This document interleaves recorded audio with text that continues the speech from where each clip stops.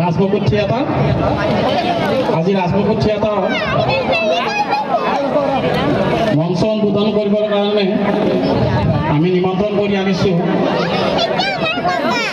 শৈলেন ভৰালী ডাঙৰীয়াক। তেখেত APDCL বিষয়া তথা ৰাজমুকুট থিয়েটাৰৰ জ্যেষ্ঠ উপদেষ্টা।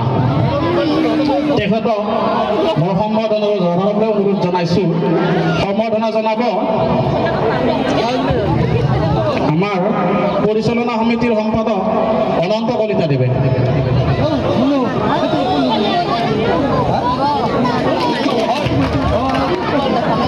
ইয়াৰ পিছতে আমাৰ ৰাজমুকুট থিয়েটাৰৰ প্ৰয়োজক শ্ৰী মানৱ কলিতা দেৱ, তেখেতক সম্বৰ্ধনা জনাবলৈ অনুৰোধ জনাইছোঁ। সম্বৰ্ধনা জনাব সহ সম্পাদক বিশ্বজিৎ ভৰালী।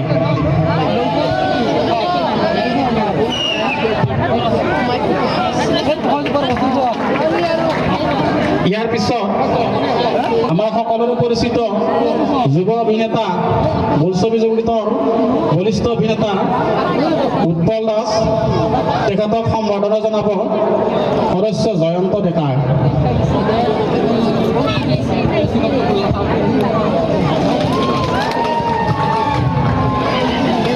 ইয়াৰ পিছত মহাময়ী অভিনেত্ৰী দেৱশ্ৰী গগৈ, তেখেতক সম্বৰ্ধনা জনাব জয়ন্ত তালুকদাৰ।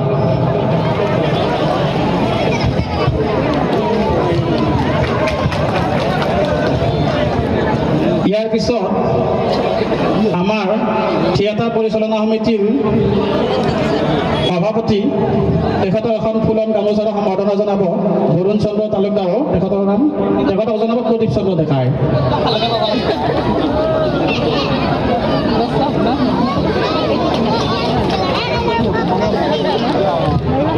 আৰু কেশৱ চন্দ্ৰ দাস, তেখেত সভাপতি মন্দিৰ পৰিচালনা সমিতি, তেখেতকো এখন ফুলন গামোচাৰে সম্বৰ্ধনা জনাব ক্ষীৰোদ দাসে।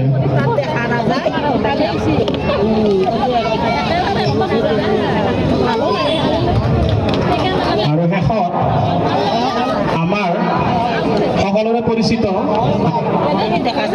গাঁৱৰে সুসন্তান ৰাজ্যিক কৃতি শিক্ষক বঁটাপ্ৰাপক ৰজত চন্দ্ৰ ভৰালীদেৱ, তেখেতক এখন ফুলন গামোচা আৰু মানপত্ৰ সম্ভাষণ জনাব সদস্য